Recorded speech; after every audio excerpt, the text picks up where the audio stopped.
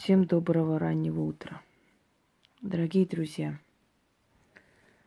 испокон веков и начиная с древних времен человечество гонится за тайными знаниями. Все хотели найти какие-то древние артефакты, которые могут исполнить их желания, сделать их повелителями миров. Все искали какие-то древние атрибуты, которые могли им помочь получить желаемое.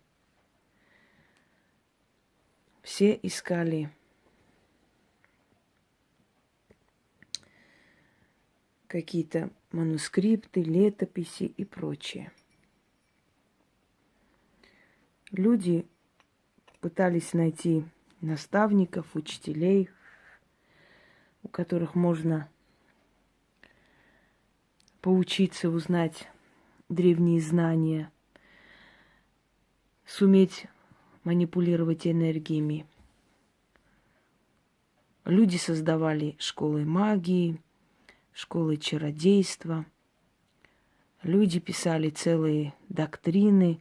Люди создавали какие-то оккультные организации, пытаясь открыть для себя какого-то нового бога, новое божество, поклониться ему, через него получить силу.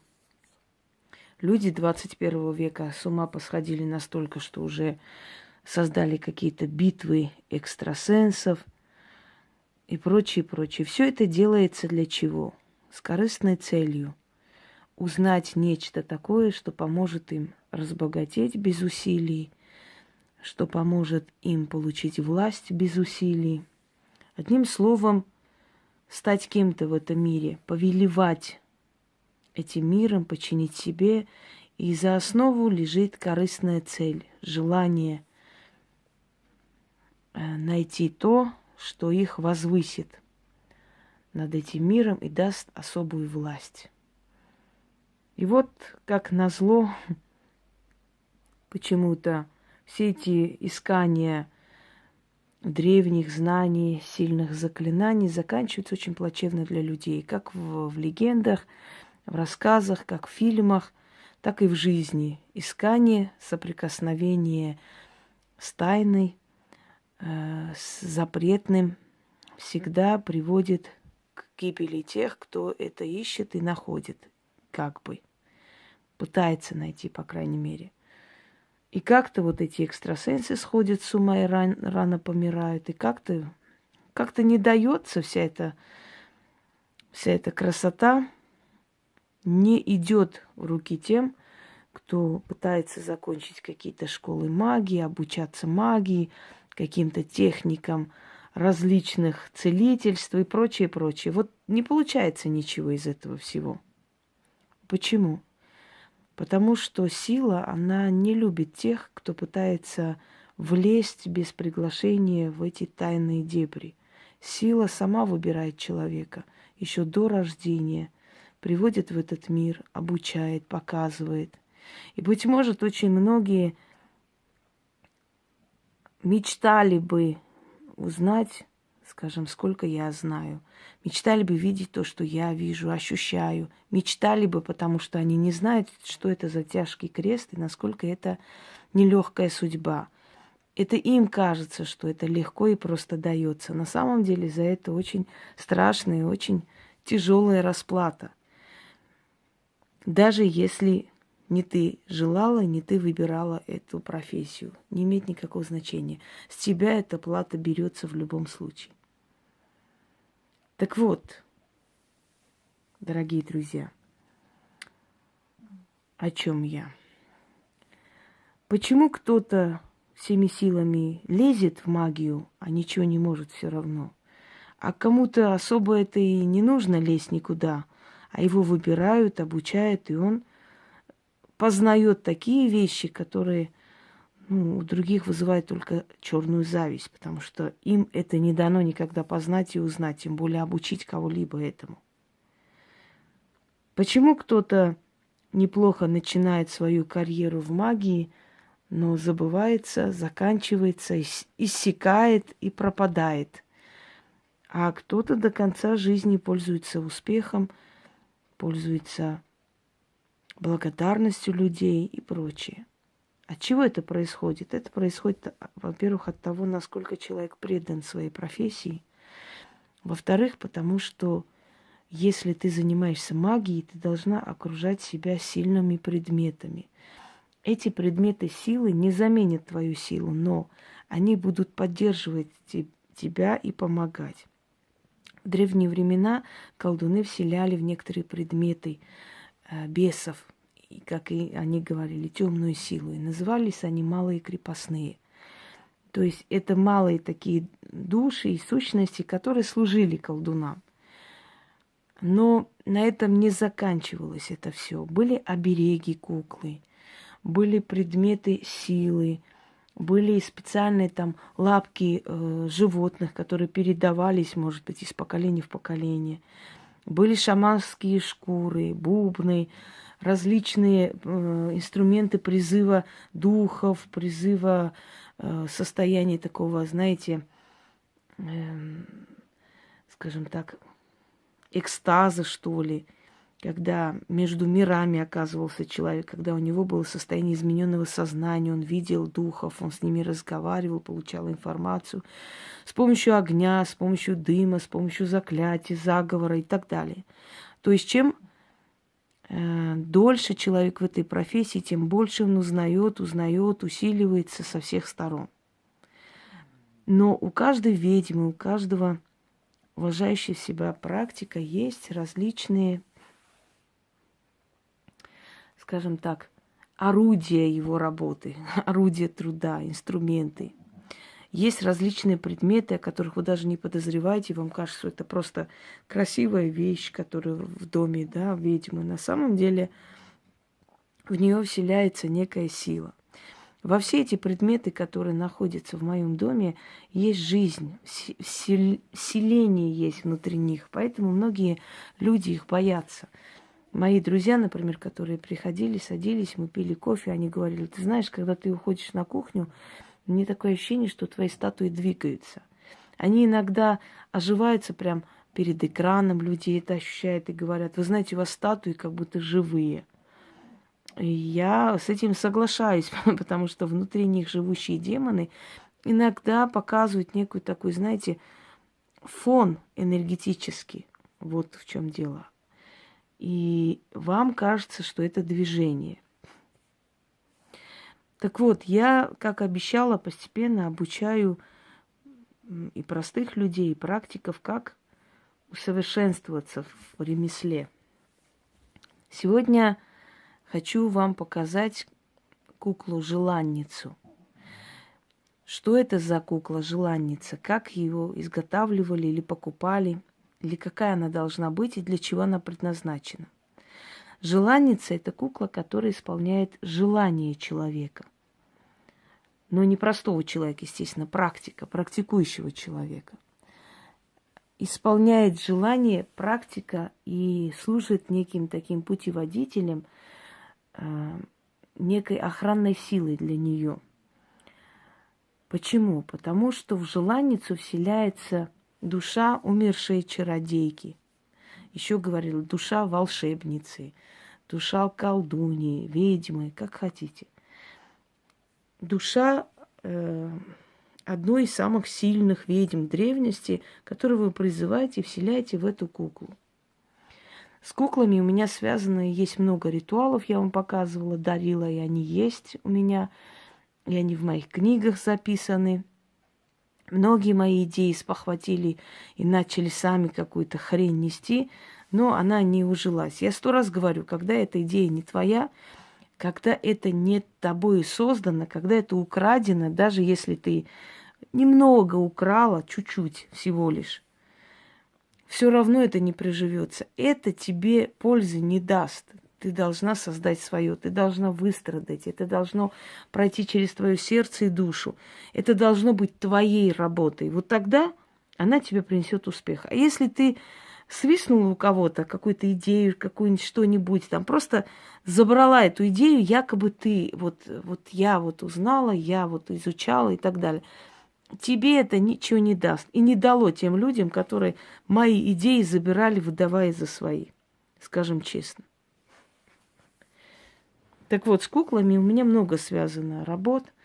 Куклы-охранники, куклы-защитники, помощники и прочее, прочее. Сейчас я хочу вам подарить практикам оживление куклы-желанницы. Кукла-желанница не должна иметь глаз, бровей и так далее. То есть у нее не должны быть черты лица. Считается, что если подрисовать эти черты или там создать, то эта кукла, она уже будет жить своей жизнью, она уже не будет исполнять твои желания, она не будет подстраиваться под твои желания. Поэтому это уже опасная кукла, которую надо будет выкинуть или сжечь. И если вы хотите, чтобы ваша желанница исполняла только ваши желания, значит, у нее не должно быть лица, она должна быть безликая. Можно мотанка, можно самой шить эту куклу. Абсолютно. Но вы должны выбрать тот момент, когда у вас хорошее настроение. Когда у вас какой-то конфликт или злость, или напряжение, не стоит в эти моменты брать желанницу. Тем более, если у вас сильная энергетика, вы обязательно напитайте ее вот этой отрицательной энергией, и уже ваше желание немножко не так будет исполняться. Лучше вообще, мой вам совет, поскольку у нас очень много бывает постоянно отрицательной энергетики, вы знаете, что мы набираем от людей, заказать эту куклу от греха подальше, просто купить. Вот мотанку без лица, без ничего, обычную мотанку. И создать из нее желанницу. Эта традиция вызова души умершей чародейки известна испокон веков. Но вот именно конкретных ритуалов по вызову этой души не даны. Поэтому, естественно, взять за основу этнологию, взять за основу это поверье, эту традицию в магии можно. А вот как вызвать, это уже нужно самой думать. И я подумала, и я создала, и оно получилось. И я сейчас вам хочу это подарить.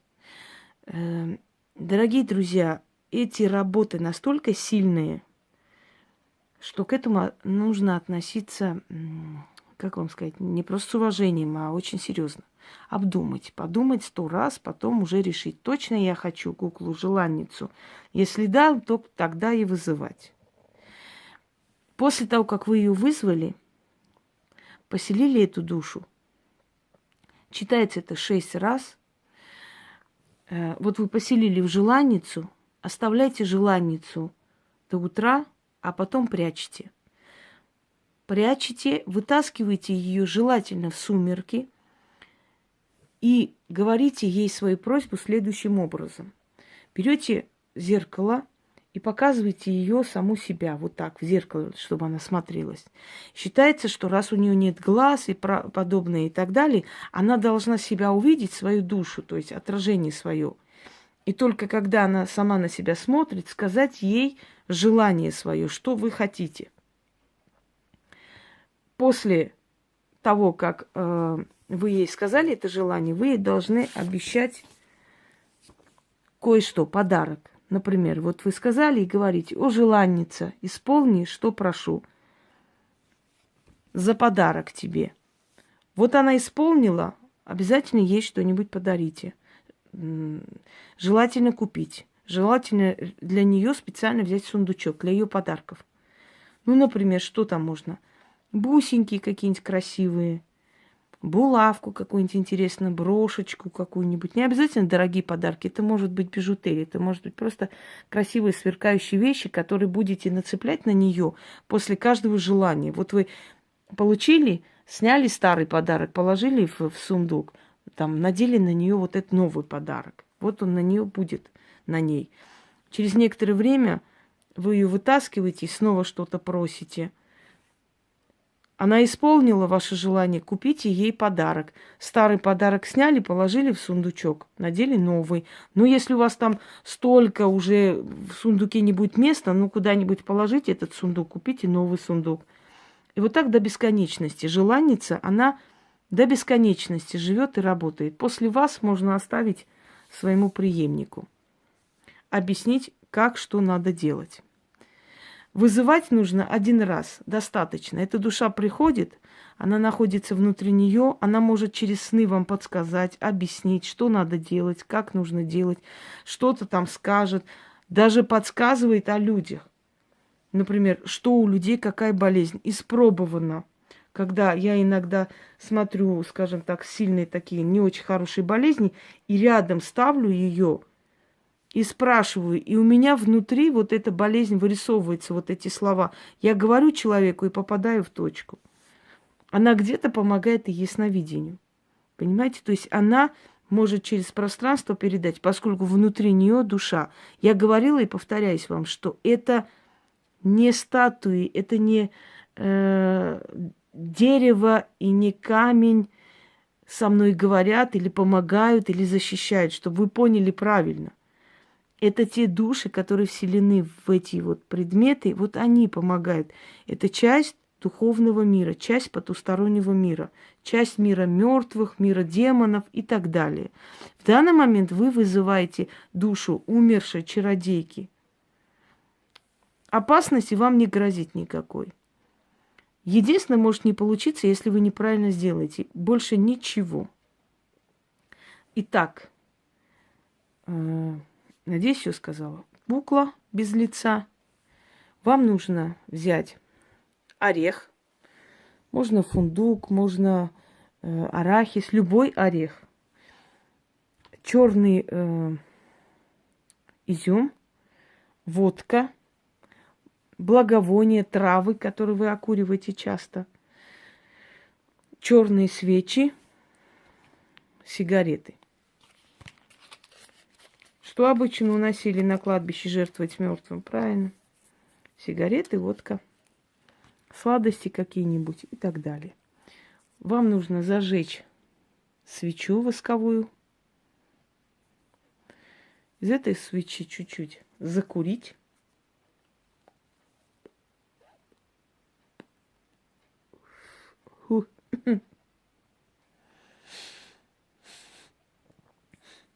Как ни странно, для ритуалов, когда курю, как-то это в привычку не превращается. Абсолютно не курящий человек, но вот для ритуалов требуется иногда и закуриваю. Но это совершенно не делает меня курящей.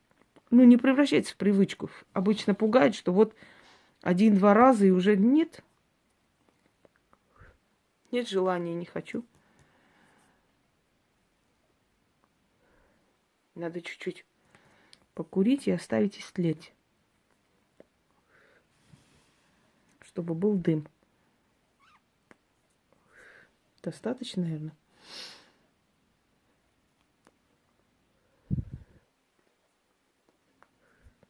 Ну вот, прекрасно.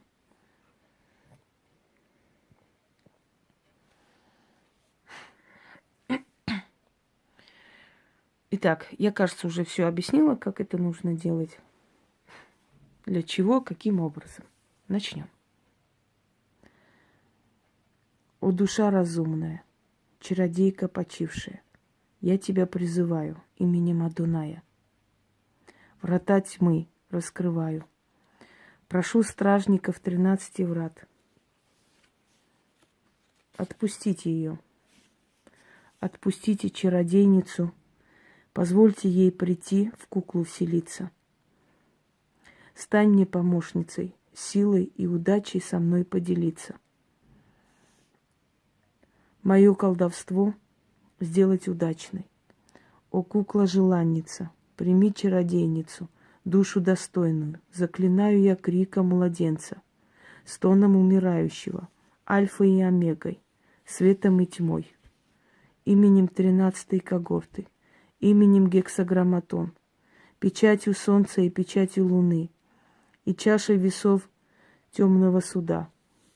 Призываю с темных веков, с недр хаоса, душу великой чародейки, вселяю ее в куклу, безликую, и прошу у нее помощь великую. Вселись, о сестра по ремеслу, в желанницу, береги меня, помоги мне впредь, стань соратницей в темном ремесле. Учи, помогай, веди меня к славе, да исполнится через темную силу воля моя. И будет так. Заклинаю, заклинаю, заклинаю.